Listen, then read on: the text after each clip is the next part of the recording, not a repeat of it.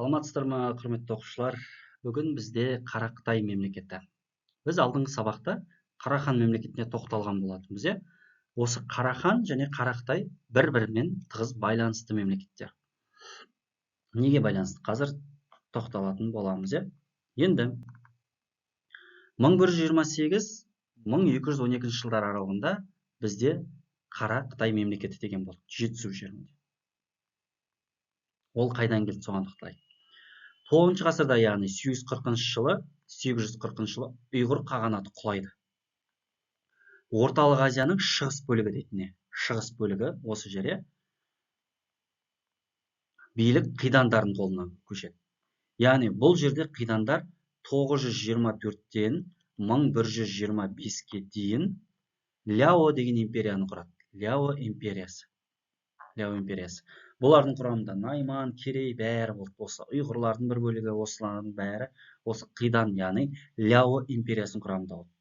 Ляо империясын 1125 жылы шабуыл жасап, Қытай құлатады, Қытай басып алады. Ғұндар сияқты ғой бұлар. Ғұндарда екіге бөлінеді, бір бөлігі хан империясының құрамына кіреді, ал бір бөлігі неге көшіп кетеді ғой? Қазақстан территориясына қарай. Дәл солай. Қытайлар, яғни қидан тайпалардың бір бөлігін басып алады, иә? Бұлар қидандар моңғол тектес тайпалар. Бір бөлігі Қытайлардың құрамына бағынады, бір бөлігін Елудаши бастаған қалған бөлік Жетісу жеріне көшіп кетеді, Шығыс Қарахан территориясына көшіп кетеді. Жетісуға келген қидандарды жергілікті түркілер Қарақытайлар деп атаған. Олар кейін сол түркілермен араласып Қарақытай деген атау алады. Себебі бұлар Қытай жерінен келген тайпа.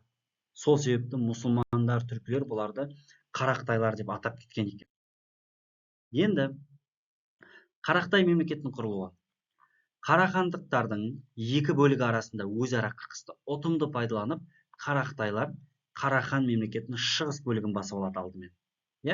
1128 жылы Жетісу жеріне басып кіріп, сол жердегі Баласоғын қаласын өзіне қаратады да, Қарақытайлар өзінің мемлекетін құрады. 1128-ден ол 1212 жылға дейін өмір сүрген екен. Яғни Қарахан мемлекетінің саяси құлдырауы ол Қарақытай мемлекетінің үстемдігінің басталуы дейді. Қарақытай мемлекетінің негізін қалаған Елудаши деген. 28 жыл Баласоғын, яғни шығыс билеушілер, шығыс Қараханның билеушілері қидан тайпаларын көмекке шақырады. 28 жыл одақтас болудың орнына олар Шығыс Қараханды келіп басып алады ғой. Мынау Шығыс Қараханның жері ғой. Шығыс Қараханды басып алады. Қарақытайлар басып алған кезде мемлекетті жоймайды. Керісінше тек салық қояды. Өздеріне салық төлеткізіп қояды. Және Қарақытайлардың астанасы Ғұз Орда деп аталады. Яғни Қарақытайдың астанасы, астана мына жерге үлкен қылып жазайын. Астана Ғұз Орда деп аталды.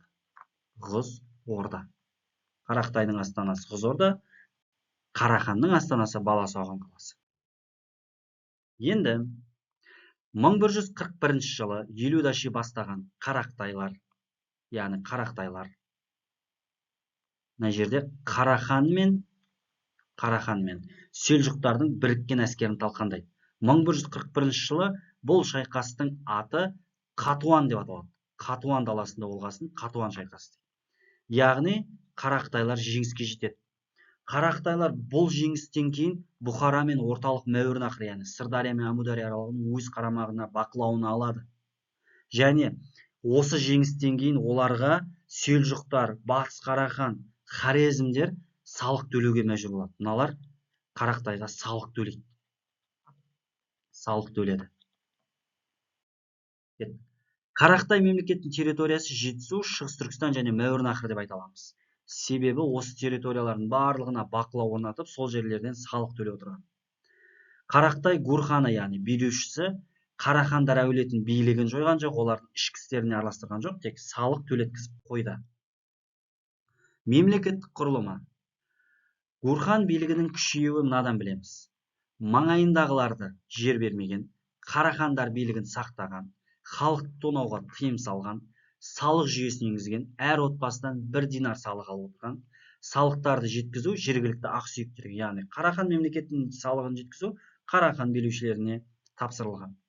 Қидандар мемлекетінің басшысын Гурхан деп атайды. хандардың ханы. Қидандардың астанасы Ғұзорда қаласы болған, ол Баласағұн маңында, яғни Шу өзенінде орналасқан.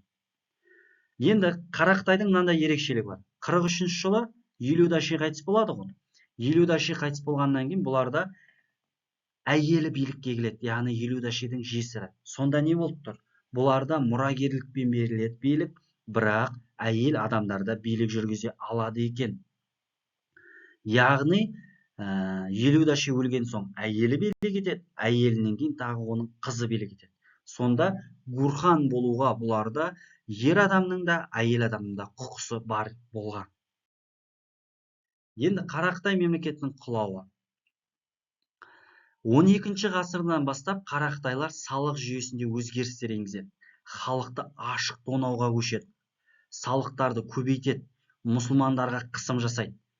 Кстати, айта кетейік, Қарақытайлардың негізгі діні христиан діні және нестариандық дін болған соның ішінде Қарақытайлар. Қарақытай билігінің жетісуда әлсіреуі, бейбіт тұрғындарға тонаушылық жасау, мұсылмандарды ығыстыру, қысым көрсету, Хорезмшах билеушісі Мұхаммедтен Талас маңында жеңіліп қалады. Міне, Талас маңында жеңіліп қалған. Бұл Қарақытай мемлекетінің әлсіреуіне алып келді. 1208 жылы Монғолиядан Шыңғысханның ығыстыруымен наймандар жетісуға келеді. Наймандар мана 1210-да Қараханды басып алды, шығыс. 1212-де Қарақытайды басып алады. Қарақытайды құлатқан, сонда қидандардың өмір сүруін тоқтатқан наймандардың ханы Күшлүк Шыңғысханнан қашып келді. Қарақытайлардан соң жетісудағы билік Найман ханы Күшлүктің қолына өтеді. Кейін бұл территорияның барлығын моңғолдардың аты аңызға айналған билеушісі Шыңғысхан келіп жаулап алады екен. Яғни Қарақытайдың құлауына тікелей әсер еткен наймандар және Хорезмшах мемлекетінен жеңілісі.